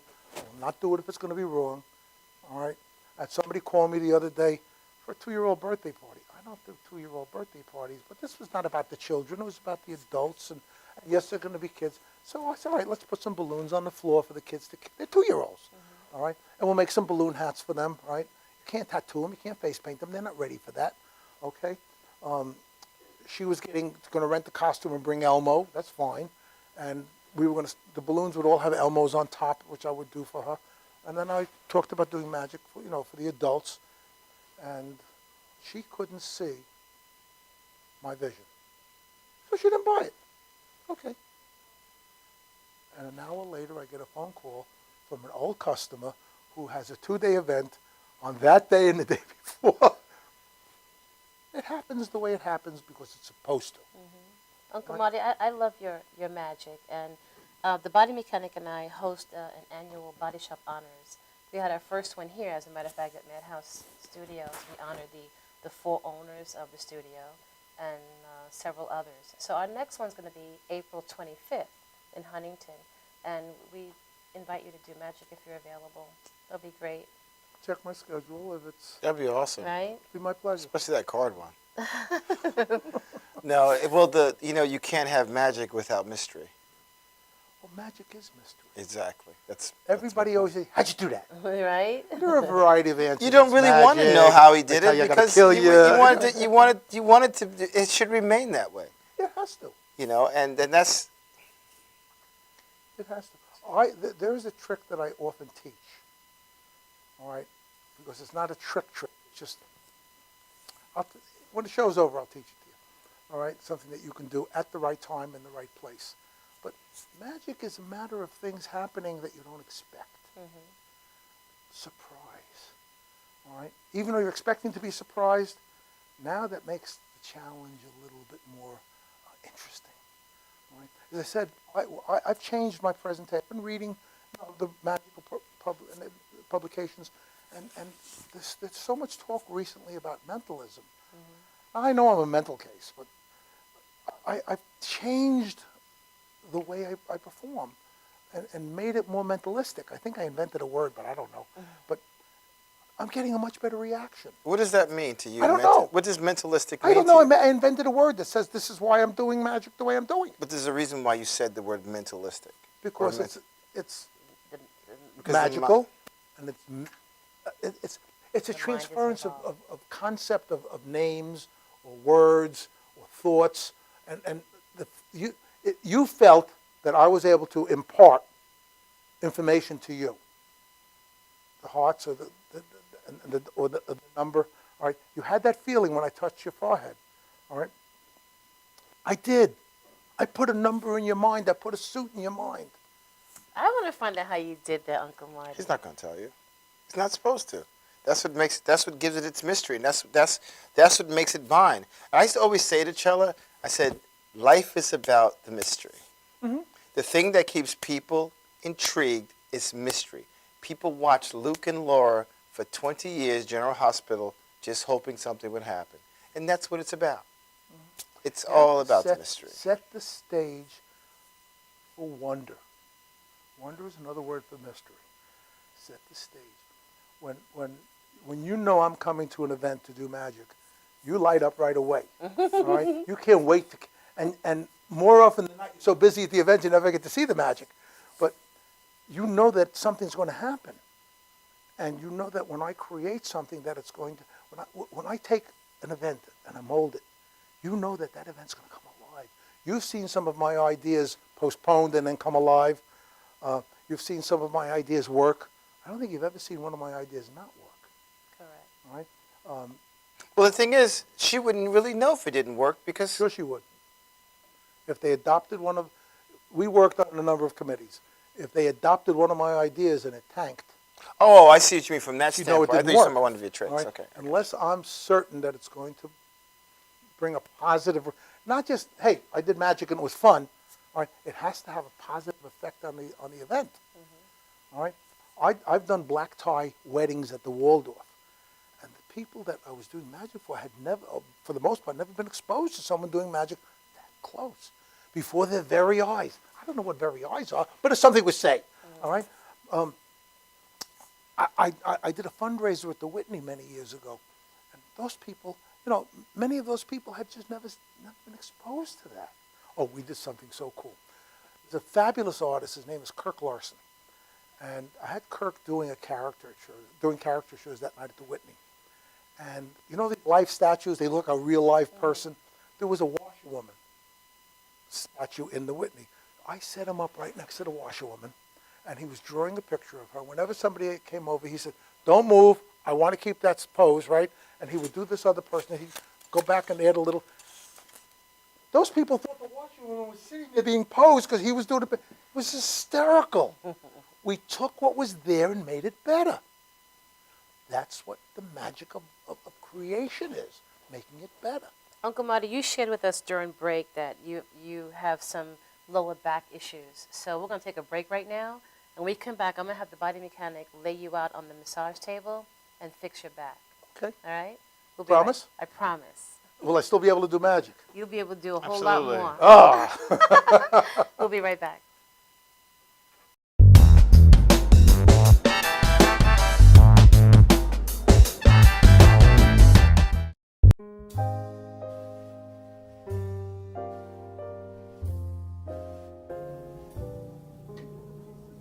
My name is Dr. Robert Brevard. I'm here for Multi-Medicine in Westbury, New York. We're located at 1065 Old Country Road, Suite 214. Been here for about 15 years.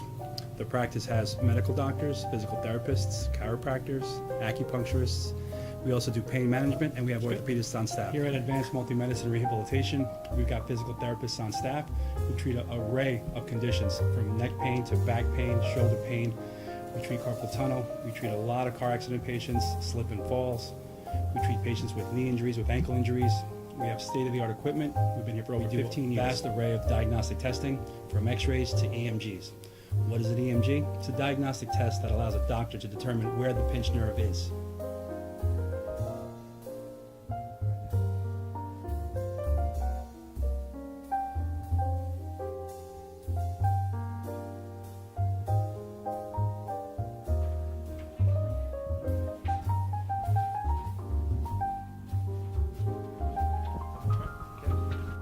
Cora is a physical therapist at Advanced Multi-Medicine and Rehabilitation. She's working on Stephanie, who was involved recently in an automobile accident. Stephanie has tight thoracic and cervical musculature, and Cora is doing some myofascial release work and some therapeutic stretching, doing it to help her with her pain. Vicky is also a patient here at Advanced Multi-Medicine and Rehabilitation. Vicky is now working her leg muscles, specifically her quadricep muscles, trying to strengthen them after an injury she sustained.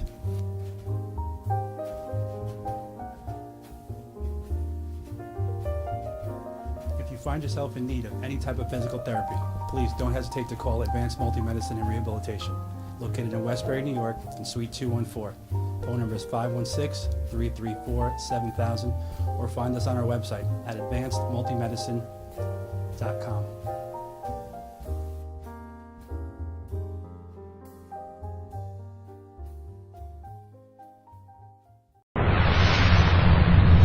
Hi, I'm Tom Mealy from Madhouse TV, and when I'm not at the studio, I'm here at the Harrison Law Group. This is my real job. And this January 2015, Brett and I are putting together a show called Legal Straight Talk. It'll be aired on Cablevision as well as here at Madhouse TV. You need to tune in. This information that we're going to be giving the public is the real deal. It's all about what you should do, what you shouldn't do. So tune in this January 2015 for a new episode of Legal Straight Talk. Old Spice body spray will make you feel so powerful to blow your mind right in front of your face. Goodbye. Oh no! He's my kid guy. I don't. Power!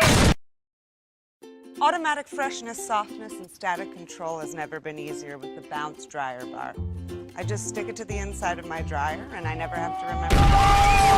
Old Spice body spray makes you smell like power! It's so powerful it sells itself in other people's commercials. You smell like outdoor freshness. You smell like power. Yeah, I do.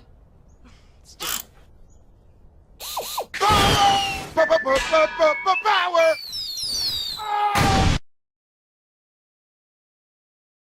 Try this routine to feel fresh and clean. Pair Charmin Fresh Mates with your Charmin. Oh, Spice body spray is too powerful to stay in its own commercial.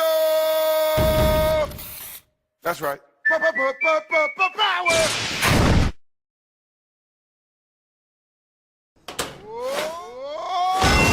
Old Spice body spray can change a regular smelling man into a man who smells like power! Now, how is this? Wow, you know what? I actually do feel more powerful. Potato chips!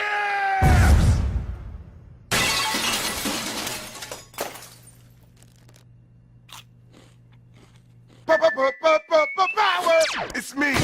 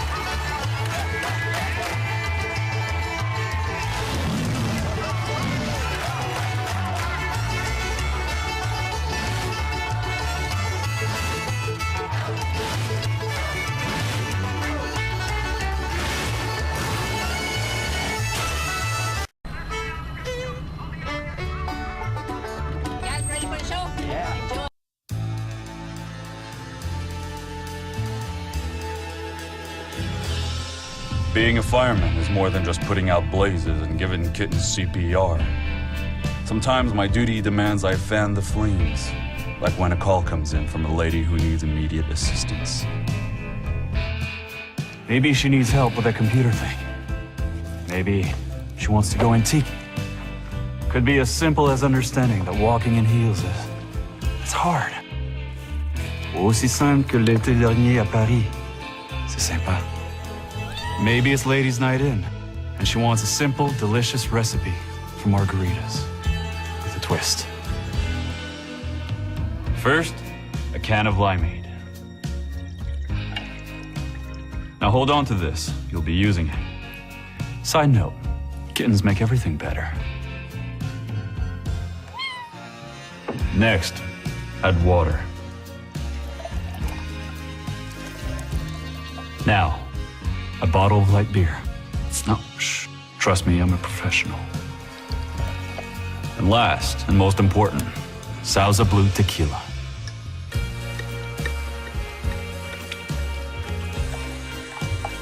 Now, mix it up.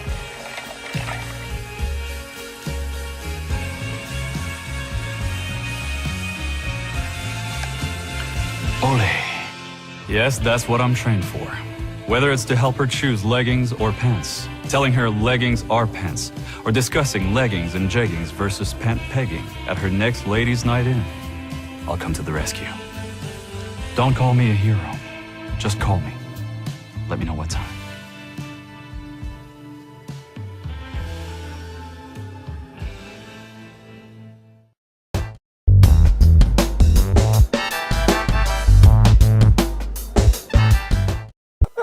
Welcome back to Bodyshop TV. My name is Chella, and now I'm going to have the body mechanic adjust and fix and heal my uncle, my favorite uncle, Uncle Marty.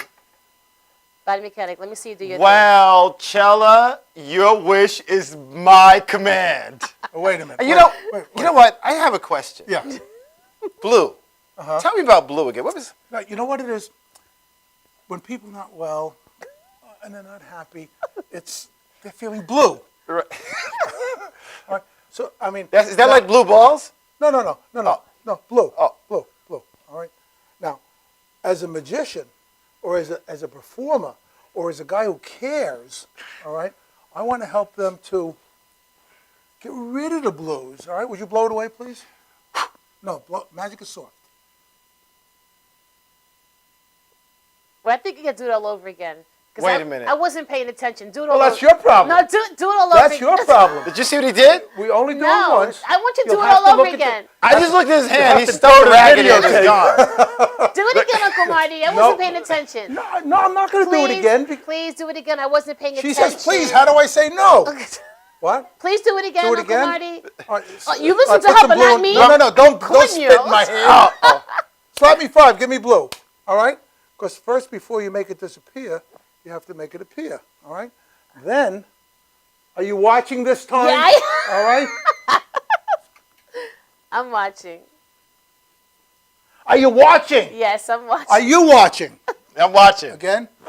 Do you want gentle or hard? Watch both his baby, hands, body soft. mechanic.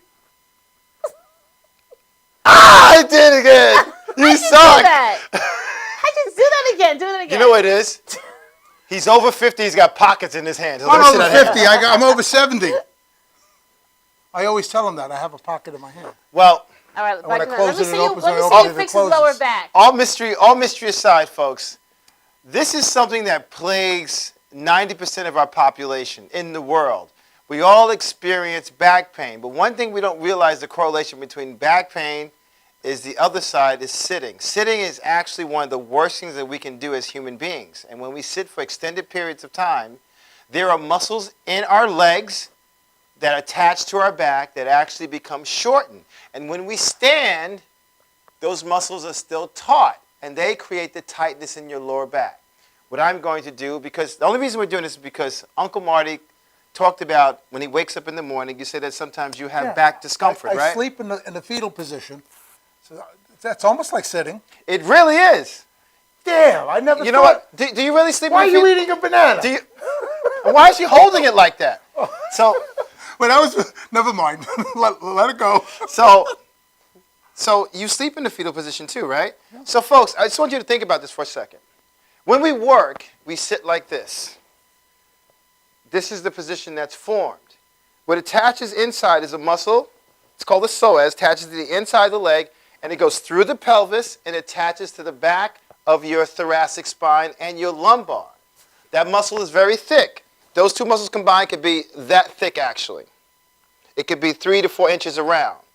And when you stand, that muscle stays contracted because we spend half of our day in this position. And then we go to stand up, we expect to be upright. But that's not what happens. It shortens and we end up like this. And over time, Instead of us standing up and walking straight like we do when we're young, we end up walking like this. And this is the classic posture for people that are over 50 who don't stretch. So what we're going to do is do a couple of stretches so that you can learn them or use them in your own life or use them with people that you're around. So what I'm going to do is put Uncle Marty on the table. Go ahead. And this is also, I want you on your back, sir. Yeah, on your back first. That was trouble. Okay. So, when that back muscle is tight, a good way to test if those muscles are tight to see what happens when you lie flat on the floor.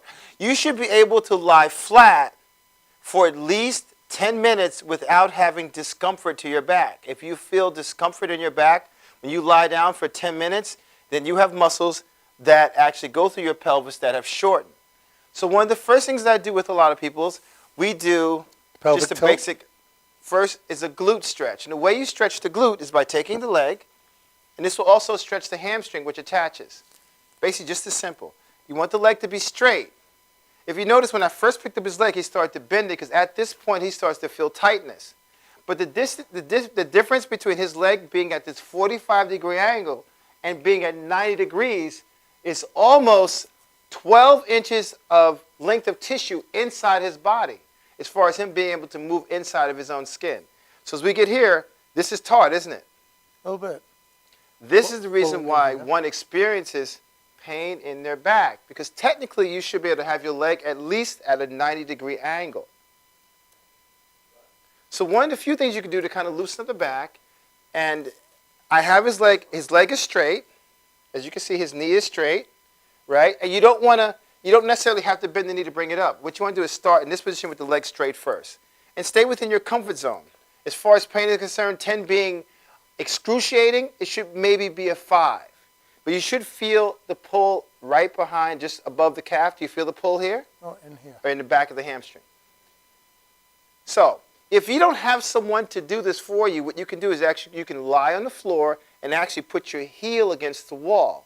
And you can use, it could just be a gravity stretch. And all you have to do is, what allows your muscles to lengthen is when you actually are exhaling. Exhale portion of phase of the breath is when the body actually relaxes.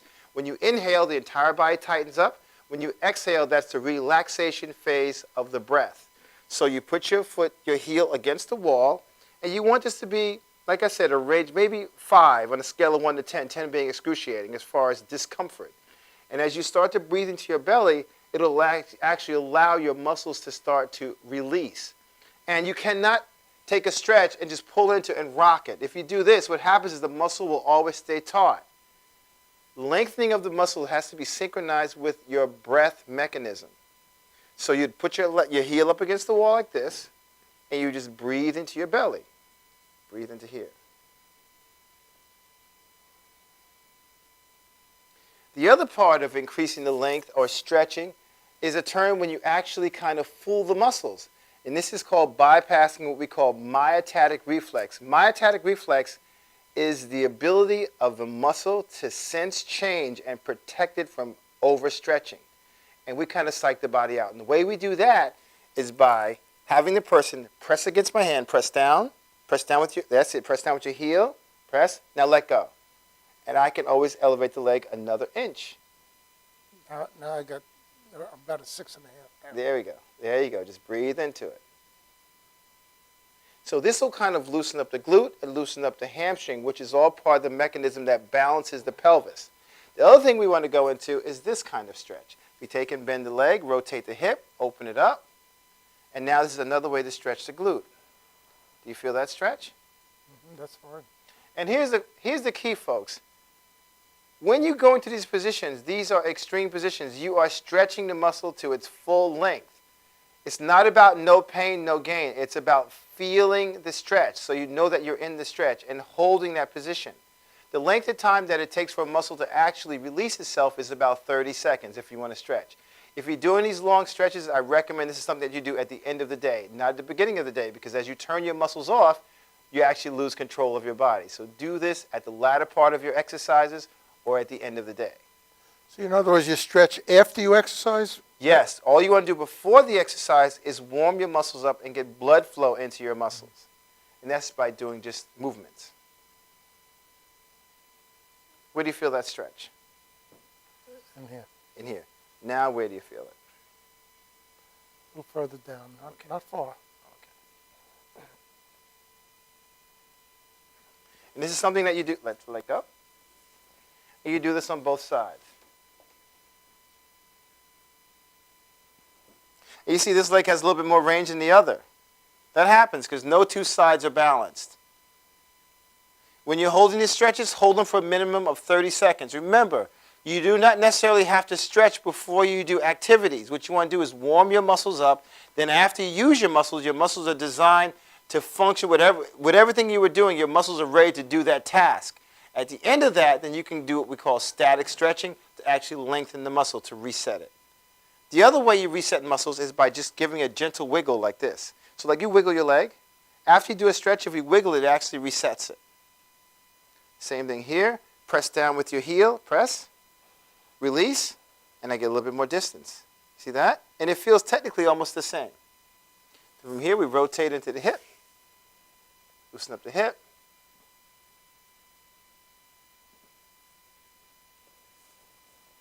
Excellent. Once again, folks, if you don't have someone to stretch you, you can always lie on the floor, put your heel against the wall, and just let gravity do its thing. Breathe into your belly. You can scoot your hips down and just create that little stretch in your hamstrings and in your glutes. The next stretch I'm going to do is actually going to loosen up your back. So this was for your hamstrings and your glutes. The next thing we're going to do is actually going to help decompress your back. So I'd like for you to turn over on your belly real fast. It won't happen fast, but it'll happen. You're done in a sec, Joe. Lie down in your... I'm a little dizzy. You are? Yeah. Oh. Just take a deep breath.